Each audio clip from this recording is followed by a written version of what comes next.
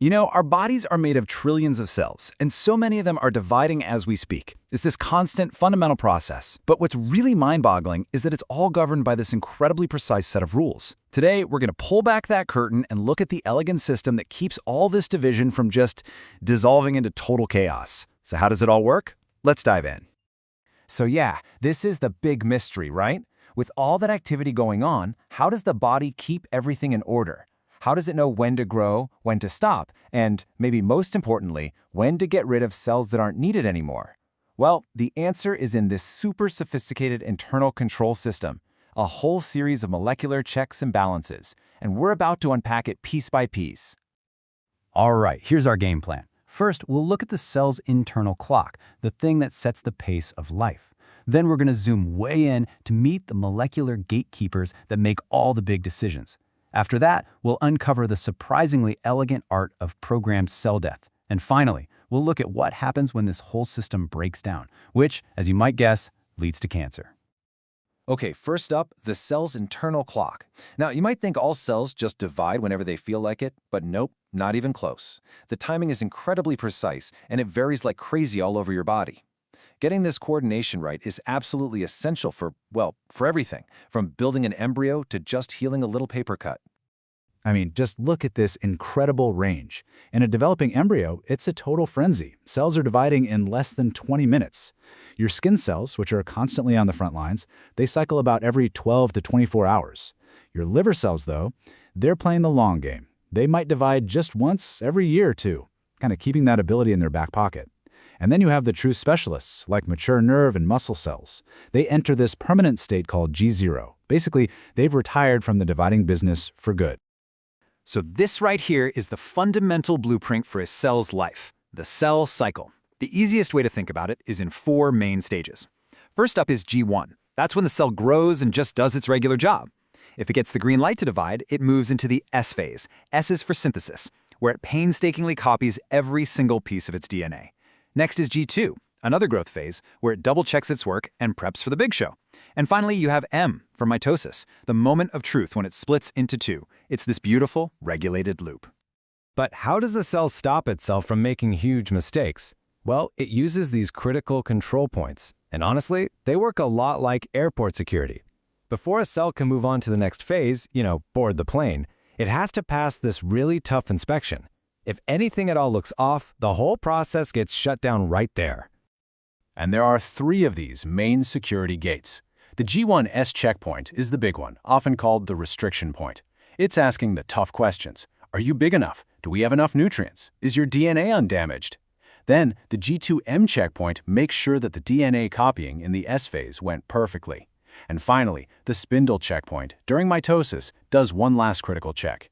Are all the chromosomes attached properly before we rip them apart? Each one is a critical go or no-go decision. So, who's actually running these checkpoints? To find out, we have to zoom way, way down to the molecular level and meet the proteins that are in charge. These guys are the literal engines and the timers that drive the cell from one phase to the next. First up, let's meet the cyclins. And just like their name sounds, their concentration cycles up and down throughout the whole process. Think of them like calendar alerts for the cell. When the level of a specific cyclin gets high enough, it's like an alarm bell ringing, telling the cell, okay, time to move on to the next phase. And here are their essential partners, the cyclin-dependent kinases, or CDKs. Now let's just break down that name. A kinase is just an enzyme that flips switches on other proteins, and cyclin-dependent means it's totally useless without a cyclin.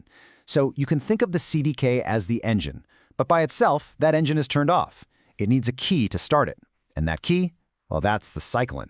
And right here, we see that partnership in action.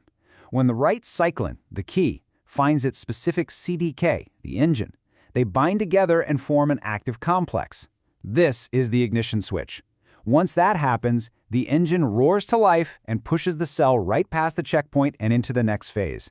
It's that simple. Now, this is what I think is so cool. It just shows the perfect timing of it all. Just look at these curves. The G1/S cyclin peaks right there at the border of G1 and S phase. The S cyclin peaks during the S phase, and the M cyclin hits its peak just as the cell is about to start mitosis. And then once their job is done, the cyclin gets destroyed, its level just plummets, and that shuts the engine off, waiting for the next signal. It is an absolutely beautiful and precise system. So, here's a crucial point. This regulation happens on two different levels.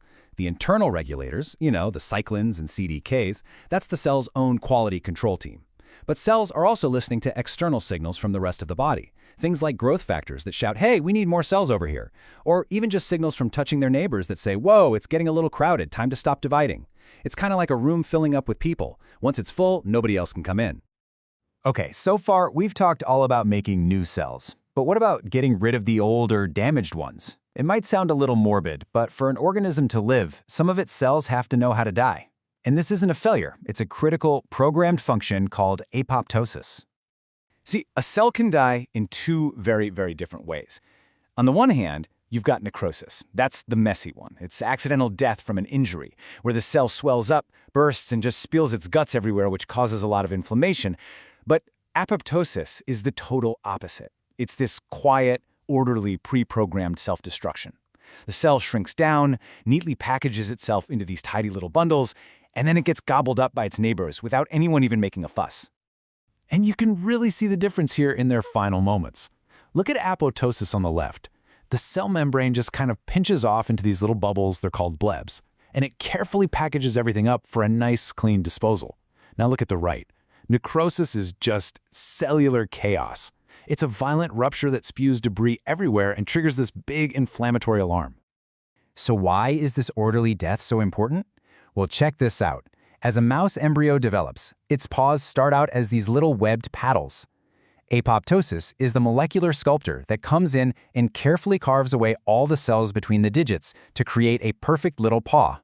And the most incredible thing is, the exact same process sculpted your own fingers and toes. So in a way, cell death isn't about destruction at all, it's a fundamental part of creation. And that brings us to the final and really critical part of our story. What happens when this entire elegant system of rules gets broken? This, really at its core, is the story of cancer. It's a fundamental failure of cell cycle control. Control is basically lost in two main ways. First, you have these things called proto-oncogenes. These are the normal genes that say, go. But if they get mutated, they become oncogenes. And that's like having a gas pedal that's permanently stuck to the floor, just screaming at the cell to divide, divide, divide. On the other hand, you have tumor suppressor genes, like the famous p53 gene. Their job is to say, stop. They're the brakes. And if they fail, the cell has lost its ability to hit the brakes, even when something is seriously wrong. And it's so important to understand that cancer rarely happens from just one mistake. It's a multi-step process, a whole cascade of failures. A single cell has to pile up multiple mutations, or hits, to go completely rogue. It has to learn how to turn on its own growth signals, to ignore all the checkpoint warnings, to escape apoptosis, to become immortal, to attract its own blood supply, and finally, to break free and spread. It's a long and pretty devastating checklist. This diagram really sums up those 6 devastating capabilities. You could think of the body as this society of cells, all cooperating and following the rules. A cancer cell is one that just systematically dismantles every single one of those rules we've been talking about. Each new capability it gets is another law broken, allowing it to just thrive selfishly at the expense of the entire organism. So how do we fight back against a cell that's broken all the rules? Well, traditional treatments actually exploit cancer's one big weakness, its addiction to rapid, uncontrolled division. Radiation and a lot of chemotherapy drugs are basically poisons that target the machinery of cell division. And because cancer cells are dividing way more often than most normal cells, they get hit the hardest and are preferentially destroyed. At the end of the day, the cell cycle is this epic story of balance. A balance between the signals that say go and the signals that say stop, between life and programmed death. Cancer is the tragic chapter that gets written when that balance is lost. But the incredible progress we're making in understanding this molecular language, that gives us hope. And so the real question for the next generation of medicine is this: how can we use this knowledge to more precisely correct the errors and rewrite the end of that story for everyone affected by this disease?